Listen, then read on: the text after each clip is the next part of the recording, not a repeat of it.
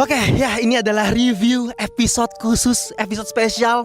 Karena kita nggak review di kamar gue yang kecil dan sempit itu lagi. Kita langsung datang ke TKP guys ya.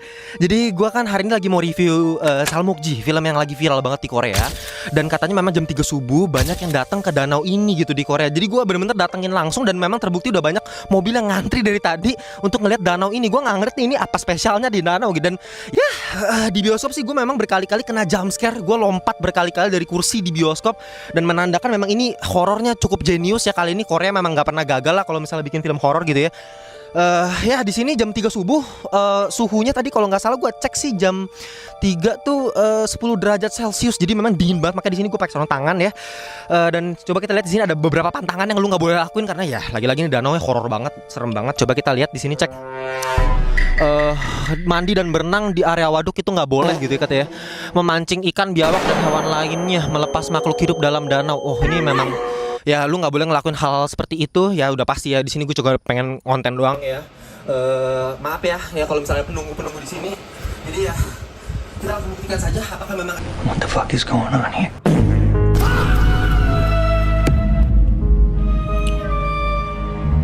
lu nggak beneran mikir gua akan membuat review modelan seperti itu kan? Ya, jadi gua memang tertarik nonton film ini karena viralnya film ini di Korea sana gitu. Tapi ekspektasi gua ketika menonton ini di bioskop, ketika masuk bioskop ya sudah pasti ini akan menjadi film penerus The Wailing atau The Host atau minimal Exhuma lah. Ya gue pikir gitu ya. Petaka Gunung Gede. Ke gunung. Gue gak ngerti. Ini kita ngomongin Korea Selatan bos. Korea Selatan satu-satunya negara non berbahasa Inggris yang berhasil memenangkan penghargaan film terbaik di ajang Oscar. Ajang sebesar Oscar. Yang bahkan negara seperti Perancis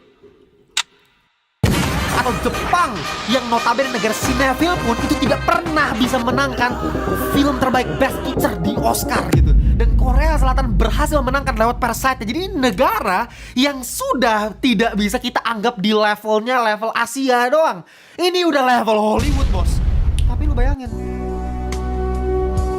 mereka bikin film modelan Petaka Gunung Gede versi Saranghaeyo Hanyomaseo Kamsahamnida Boku na Kochipi Yasumida dan langsung masuk di film terlaris nomor 2 sepanjang masa Korea Selatan. Kita mulai dari awal lagi. Kita mulai bahas dari sebenarnya apa yang perlu kita takuti dari si setan Psychoji atau Salpriad. Kau memang dari Salmokji ya, apapun itulah ya, Salmokji lah namanya. Sebenarnya apa skillnya dia? Kita pelajari dulu skillnya dia. Kenapa kita harus takut sama dia? Kalau misalnya Pennywise itu bisa memanipulasi rasa takut, kalau Freddy Krueger bisa menyerang kita lewat mimpi, The Thing bisa meniru identitas manusia secara sempurna. Salmokji skillnya apa? Genjutsu. Jadi Anda sepanjang menonton film yang satu ini akan terus-menerus terkena genjutsu sama seperti karakter di filmnya. Maksudnya apa bang genjutsu bang? Maksudnya adalah Anda akan terus dibohongi ketika karakternya berhasil selamat, berhasil lolos dari setan Salmokji ini. Tapi ternyata cuma genjutsu gitu kan. Oh selamat lagi nih, berhasil lagi nih. Genjutsu lagi. Oh terakhir. Oh udah berhasil. Kita hancurin nih batu-batu ini. Dan ini kayaknya akan selamat nih kali ini. Karena ini batu-batu ini sepertinya adalah genjutsu lagi. Sampai kiamat pun masih genjutsu nih. Ya ini masalahnya sampai akhir film. Lu nonton ini 1 jam 35 menit nih film. Lu kagak dikasih tahu background story si setannya gimana, dia punya skill genjutsu dari mana, dia apakah dia dulu sekolah di Konoha belajar sama Sensei Itachi pun kita kagak ada yang tahu bos. Dan teruntuk kalian yang masih nanya kayak begini, Bang, kemarin lu kan pas lagi review Ghost in the Shell lu bilang film horor tuh nggak perlu dijelasin asal usul setannya, kenapa yang ini harus?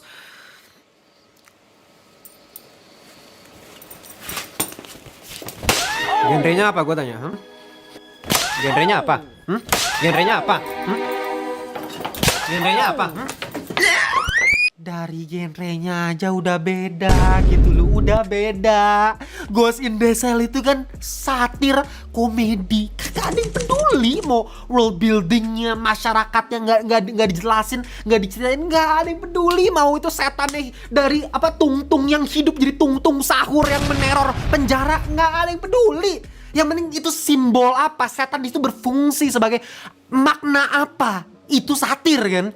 Kalau ini ya Salmokji ini dari genrenya aja udah folk horror. Lu tau folk itu apa? Asal katanya, kata dasar ini Volka ya, bahasa Jerman purba, artinya apa? Sekumpulan orang yang memiliki kesamaan bahasa, kepercayaan, adat istiadat ya. Jadi sifatnya turun temurun dari mulut ke mulut. Ada masyarakatnya, atmosfernya harus berasa dong ya.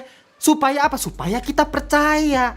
Dan ini yang paling fatal dalam sebuah film horor, ketika penonton itu dibuat merasa tidak ada aturan dunianya. Gak ada cara untuk memahami ancaman si setan ini apa.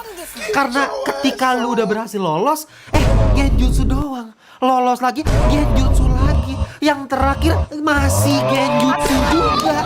Ketika seorang karakter dalam sebuah film dibuat gak bisa membuat sebuah keputusan yang bermakna untuk plot filmnya, disitulah awal kehancuran filmnya. Karena yang terjadi pada akhirnya penonton merasa si penulis ini bisa bikin cerita suka-suka dia, semau-mau dia, belief sistemnya itu hilang. Padahal belief system itu adalah kekuatan utama dalam subgenre folk horror. Lagi-lagi gue gak bilang belief system itu cuma bisa muncul ketika sebuah film folk horror itu menjelaskan asal-usul setannya seperti apa. Enggak kayak begitu.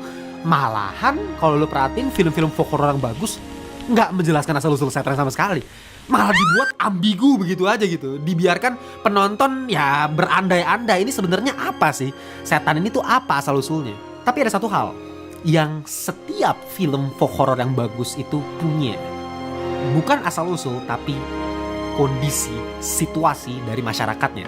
Gue kasih contoh The Wailing yang emang gak ngejelasin gitu asal-usul setan itu seperti apa. Tapi belief sistemnya itu muncul dari benturan-benturan kepercayaan masyarakatnya. Ada polisi yang skeptis, ada dukun lokal, ada ritual shamanisme, ada simbol Kristen, ada gosip-gosip dari warga desa, ada ketakutan yang sifatnya itu kolektif. Dan itu yang membuat kita ketika nonton The Wailing bisa masuk ke dunianya. That is folk horror. Lo perhatiin deh, semua karakter di film The Wailing itu punya apa ya, free will gitu, hidup di dalam dunianya sendiri untuk mengambil keputusan apa yang mereka percayai gitu. Karena kepercayaan mereka berbeda-beda. Dan pada akhirnya karakter utama kita si Jonggo itu mengambil sebuah keputusan yang panik, yang berakibat fatal, yang membuat filmnya jadi bad ending. Apakah si Jonggo itu didesain untuk melakukan itu? Enggak. Dia hidup di dalam filmnya untuk mengambil keputusan sesuai dengan kepercayaan dia. Dan bahkan kita pun kalau di posisi Jonggo, gue yakin kita juga gak bisa menentukan ini yang salah yang mana, yang bener yang mana, yang jahat yang mana, yang baik mana, yang malaikat yang mana, yang iblis yang mana, kita gak tahu. Itu film folk horror yang bagus karena ending filmnya itu ditentukan oleh keputusan karakter di dalam filmnya, yang membuat konsekuensinya tuh kerasa nyata, kerasa realistis. Lu bandingin sama film ini yang justru kebalikannya. Semua keputusan di film ini kerasa gak ada nyata-nyatanya, konsekuensinya kerasa palsu. Karena kita ngerasa ya penulisnya bisa suka-suka dia mau bikin cerita kayak gimana. Wong semua udah ditentuin dari awal kok sama penulisnya. Itu yang bikin belief sistemnya jadi hancur. Lu lihat di film The Witch gitu, sama juga penyihir hutan itu siapa? Lore-nya gak ada, gak dijelasin. Tapi lewat keresahan warga, imannya mereka, gimana paranoia dari kaum Puritan di tahun 1600-an tersebut membuat kita lagi-lagi time travel ke masa tersebut. Itu namanya folk horror. Kalau di film ini ya oke, make sense gitu kalau misalnya viral di Korea. Karena mungkin dasar-dasarnya udah lama nih mengenai Danau Salmokji ini mereka udah dari mulut ke mulut udah denger cerita itu di sekolah, di kampus udah diceritain di mana-mana. Mereka udah tahu nih lokasinya di mana. Oke. Lah, di Indonesia, Bos. Jembatan Ancol tahu gitu. Lawang Sewu tahu gitu. Jeruk Purut dan kawan-kawan tahu gitu. Salmokji saha ini Salmokji ya. Dan alih-alih kita dibikin takut, realistik gitu. Entah kenapa jenis obat-obatan apa yang dikonsumsi sama sutradara film ini yang membuat dia memberi sebuah scene Squid Game versi Danau Salmokji. Jadi ada satu karakter, lu bayangin di film ini, dia kena genjutsu gitu ya. Jadi masuk ke danau diam-diam gitu. Habis itu dia mau kabur dari danau ya. Mau kabur dia berenang set. Dilihat ke belakang set. Wah, ada si setan Salmokjinya. Ya kan? Musik berhenti. Oh, langsung panik lagi, berenang lagi. Jeng. Set, nengok lagi, musik berhenti lagi. Masih ada, makin dekat setannya. Okuna koji biasu wida, berenang lagi. Please lah. Gua tahu Squid Game lu tuh viral, iya. Tapi gak usah dipakai juga buat adegan Salmokji gitu loh. Ya, secara sinematografi sekarang kita bahas. Ya, mungkin memang kerasanya banyak variasi kamera. Nih, lagi-lagi nih kayak Mas Awi Suryadi gitu kan. Kameranya aneh-aneh dah. Ada yang 360 shot gitu kan. Pakai ada yang namanya itu efek tiny planet effect gitu. Ada juga misalnya pakai kamera pendeteksi gerakan. Wih, ya kan? Banyak lah. Variasinya macam-macam, tapi itu semua kerasa gimmick kalau menurut gua. Kerasa nggak ada gunanya sama sekali untuk menekankan efek takut ke penonton. Enggak, itu cuma biar keren nih, biar kreatif, biar gue kelihatan beda dibandingkan film lain. Salah satu adegan di film yang satu ini yang cukup menarik perhatian gue, yang cukup memorable, itu ketika ada dua orang yang lagi main lempar batu ke arah Danau Salmokji ini. Nah, sekarang gue pengen kasih lihat kalian perbandingan antara dua scene, dan gue minta kalian fokus dulu. Ya, tolong kalau kalian lagi makan, tahan dulu makannya, ya. Yang lagi nyetir, stop dulu. Lagi boker, stop dulu. Kalau lagi ngocok, stop dulu. Ya, maksudnya ngocok kan, siapa tahu lagi ngocok telur. Jadi, tahan dulu, ya. Kalau lagi di luar, pasang earphone, ya, fokus. Karena gue pengen kasih lihat kalian dua scene. Kalian fokus, kalian bandingkan kedua scene ini. Yang pertama, scene di film Joker.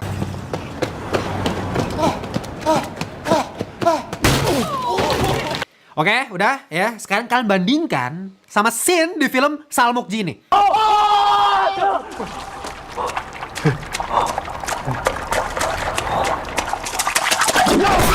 Nah, pertanyaan gue simple aja, sederhana aja.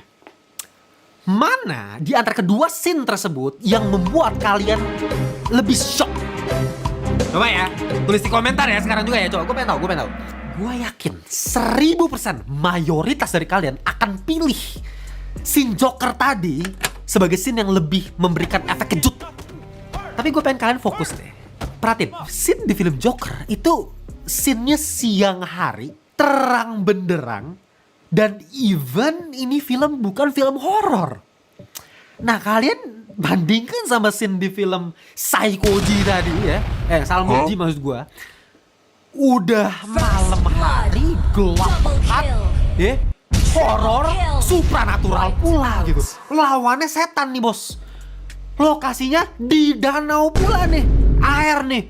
Notabene ini bukan habitat manusia, sesuatu yang buruk selalu dari air gitu. Tapi kenapa efeknya lebih lemah dibandingkan treatment di film Joker tadi? Ya jawabannya simpel aja. Sinematografinya sama editingnya. Ketika si Arthur Fleck lagi ngejar anak-anak yang ngambil papan iklannya dia, lu perhatiin, lensanya ganti fokus. Dari yang awalnya fokus ke si anak-anak sebagai ancaman di situ, terus rek fokus itu adalah ganti fokus ke si Arthur yang lagi ada di foreground. Arthurnya jadi fokus, anak-anak yang ada di background jadi blur. Itu membuat membuat kesan apa? Secara psikis kita merasa ancamannya jadi memudar, sehingga otak penonton yang awalnya fokus ke ancaman ke si anak-anak dipaksa masuk ke kondisi emosionalnya si Arthur. Kita berubah fokus lewat perubahan fokus lensa kamera tadi, lewat track fokus tadi, dan artinya tense kejar-kejaran tadi itu dirilis. Seolah-olah otak kita tuh dibuat berpikir, oke, ini kejar-kejarannya udahan dulu, sekarang kita akan melihat seberapa menyedihkan ya si Arthur ini gitu. Karena dia udah gak bisa ngejar lagi nih, si anak-anak udah terlalu jauh nih denger track fokus tadi. Dan setelah itu, ini yang penting, ketika angle kamera pindah dari bagian belakang si Arthur ke bagian depan, penonton dikasih jeda 2 detik untuk bernapas.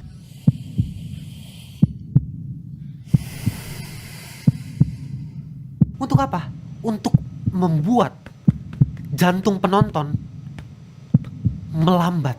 Nah, ini yang penting. Dia memperlambat ritme jantung penonton lewat scene 2 detik tadi. Dengan tidak ada musik sama sekali, hanya ambient sound dari jalanan kota Gotham, langkah derap kakinya si Arthur yang masih mengejar, nafas dia yang tersengal-sengal, itu yang cuman kita denger kan. Karena dari awal scene itu progresi lagi naik, lagi dibikin tense, jantung penonton lagi dibuat berdegup dengan kencang karena tense lagi naik, si Arthur lagi ngejar-ngejar anak-anak yang lagi ngebully dia nih istilahnya nih. Nah, dengan kondisi tense seperti itu, dengan adanya rack fokus, perubahan fokus tadi, plus jeda 2 detik, itu menurunkan kewaspadaan penonton. Dan ketika kewaspadaan penonton menurun, bam! Itu apa? Timing. Editing itu bukan masalah adu banyak-banyakan efek. Editing itu masalah psikologis. Makanya sampai sekarang pun gua nggak pernah mau pakai editor, nggak mau ada editor, karena gua rasa yang bisa memanipulasi psikologis penonton gua adalah gua sendiri. Gua yang bisa ngatur kapan kalian harus tegang, kapan harus kalian ketawa, kapan kalian harus fokus sama omongan gua. Karena kalau cuma urusan teknis, banyak yang lebih dewa dari gua cuma pakai CapCut anjing editor. Tapi lagi-lagi, untuk bisa memanipulasi psikologis penonton, it's a different cake. Itu yang berhasil dilakukan oleh Joker, tapi tidak dengan Salmokji. Sekarang kita bedah Salmokji. Apa bedanya nih? Kita balik lagi ke dua tolol yang lagi main lempar batu tadi. Oke, visualnya dibuat gelap total, sehingga kita nggak tahu sebagai penonton ini lemparan mereka tuh sejauh apa. Tapi disinilah peran sound itu bekerja gitu. Ketika pantulan yang tadi aurasnya cuma 7, cuma 8, tiba-tiba jadi 9, 10, 11, 12. Loh, kok batunya terus memantul ini? Ini ada sesuatu. Meskipun visualnya gelap. Jadi kita cuma bisa berandai-andai. Disinilah imajinasi kita dibuat aktif. Semakin kecil suara dari batu, semakin jauh. Tapi batu yang awalnya tadi udah mulai mengecil, mulai menjauh, lama-lama kok makin kenceng lagi pantulannya. Artinya batunya kembali ke arah mereka. Artinya ekspektasi penonton itu udah di set. Udah ditaruh nih, udah dibuat antisipasi terhadap apa yang akan datang. Oke, nggak masalah. Tapi balik lagi tadi ke Joker. Ketika Joker memberi kita ekspektasi di awal, oh udah jauh, rek fokus ya, diperlambat jantungnya. Udah dibikin antisipasi, tapi antisipasinya dianulir, dipatahkan. Jump scare yang bagus, bukan masalah visual yang serem, bukan masalah sound effect, tapi bagaimana mematahkan ekspektasi penonton. Just drop dead. Itu adalah seni dari jump scare. Joker berhasil. Lo lihat sekarang nih di Salmokji, ketika suara batu makin lama makin kencang, kita dikasih close up dan medium shot dari kedua orang tolol ini. Pertanyaan gue, ngapain lu kasih medium shot? Kita lagi dibuat berantisipasi, dikasih medium shot dengan muka gobloknya itu saling ngeliat-liatan. Ini kan sin-sin ala sinetron kayak begitu menurut gue. Lu bukannya menganulir antisipasi, tapi lu mengonfirmasi antisipasinya. Gitu, dengan muka tolol itu kan lu ngeliat kayak, oh berarti bener nih ada bahaya dari situ. Ya kan dengan close up atau medium shot dua orang itu kita udah lihat, oh berarti memang ada bahaya, dikonfirmasi anjing. Ini editing action menurut gue, bukan editing horror. Lu kalau misalnya nonton Spider-Man No Way Home misalnya, lu inget gak yang close upnya si Tom Holland, Tobey Maguire sama Andrew Garfield gitu, ketika si Green Goblin lagi lempar bom, itu kan dikasih close up satu-satu. Ketika lu menjejerkan close up secara beriringan, secara paralel, itu artinya lu mengumumkan sebuah event. Ada event yang lu umumkan. Oh berarti ada ini. Itu action. punchline-nya sesuai dengan ekspektasinya, penonton terpuaskan. Kalau horor, punchline-nya tidak boleh sesuai dengan ekspektasi. Dan gua nggak cuma ngomongin scene bagian ini doang, hampir di setiap scene bener-bener dikasih jump scare. Ini nggak ada bedanya anjing sama Petaka Gunung Gede, sumpah nggak bohong gua. Treatment jump scare-nya, template ceritanya nggak ada background story, sampai karakter cewek di film ini yang acting sepanjang film lu bayangin kayak menyimpan rahasia gitu, kayak ada gelisah-gelisah geli-geli basah gimana gitu si cewek di sini. Yang gue lupa nama karakter siapa nih. Ya kita panggilnya si Jisoo nih. Ya Jisoo ini kayak menyimpan trauma. Kita penonton dibuat berimajinasi nih, wah ini ada apa nih? Kenapa dia sepanjang film dia seperti ini? Tapi buat apa lu bikin acting kayak begitu kalau sampai akhir film pun nggak dijelasin ini orang kenapa? Ya entah keteknya basah atau selangkangannya gatel, kan kita gak ada yang tahu. Bisa jadi tuh sepanjang film dia actingnya kayak murung gitu, kayak menyimpan sesuatu, siapa tahu. Dan jangan sekali-sekali kalian berlindung di balik ya namanya ini interpretasi penonton bang. Lebih bagus dong kalau misalnya penonton dibuat bisa interpretasi yang berbeda-beda. Ada bedanya ya, ambiguitas cerita yang didasari untuk memberi ruang tafsir yang lebih luas sama ambiguitas cerita yang didasari oleh malas nulis cerita. Nah, kalau ini ya yang kedua lah, yang malas nulis cerita lah. Mau tahu cara paling gampang untuk ngetes ini buat ngasih ruang tafsir atau sekedar malas nulis? Gampang caranya. Sekarang gini, kalau plot hole dari filmnya diisi, dijawab, apakah itu akan merusak tema keseluruhan filmnya? Kalau memang merusak, terbukti sesuai dengan kemauan sutradara, dia mau ngasih ruang tafsir yang luas. Karena memang plot hole itu dibutuhkan untuk melengkapi temanya. Contoh, The Wailing tadi misalnya. Sampai akhir film pun kita nggak dikasih tahu ini wanita putih itu siapa ya, malaikat atau roh penjaga atau apa, kagak tahu. Dibiarin ambigu. Dan karakter utamanya dipaksa untuk percaya aja. Lagi-lagi seperti yang gue bilang tadi, ketika kita di posisi si karakter, kita akan melakukan hal yang sama. Kita nggak bisa sepenuhnya percaya sama si wanita putih. Nggak ada yang bisa kita percayai. Karena apa? Karena ini temanya mengenai iman. Dari opening film The Wailing aja udah ada ayat Alkitab yang mendukung konteks cerita. Itu tema. Jadi kita nggak dikasih tahu ini asal-usul si wanita putih, tapi memang itu diperlukan karena ini berbicara mengenai iman. Iman itu nggak harus konkret. Ya kita percaya karena kita iman. Itu inti The Wailing kan? Kalau film ini kita jawab isi plot hole, kita isi nih lubang filmnya. Si karakter si cewek tadi yang sepanjang film trauma kayak gelisah-gelisah gimana gitu. Kita jawab misalnya, oh ternyata karena anaknya di sekolah kagak kebagian MBG misalnya. Wah kan ngurung deh, trauma deh, kayak aduh gelisah gitu. Sekarang kita kembalikan ke rumusan gua tadi. Ketika kita isi plot hole-nya, apakah temanya runtuh? Ketika misalnya kita tahu anaknya nggak dapet MBG, runtuh nggak temanya? Ada hubungannya nggak? Kagak ada. Jadi nggak ada kepentingan untuk bikin karakternya jadi ambigu. Ambigu itu tidak diperlukan untuk apa ya, menyusun, membangun tema dari film ini. Temanya kagak ada anjing. Survival horror, kabur-kaburan, selesai ending, ternyata genjutsu selesai. Ini apa ini cok? Udahlah, file score gua sorry ya, hari ini gua gak bisa banyak bahas ini karena gue juga bingung dari tadi mau bahas apanya ini film gitu ya. Ya file score dari gue sih 5,9/10 ya, alias sampah sih, dikit lagi bisa dikurang karena visualnya cakep, gak ada masalah gitu. Tapi ya kalau misalnya tidak ada fungsinya, cuma jadi gimmick dan cerita kayak begini, ya mending gua nonton Petaka Gunung Gede buat gua ketawa-ketawain kan.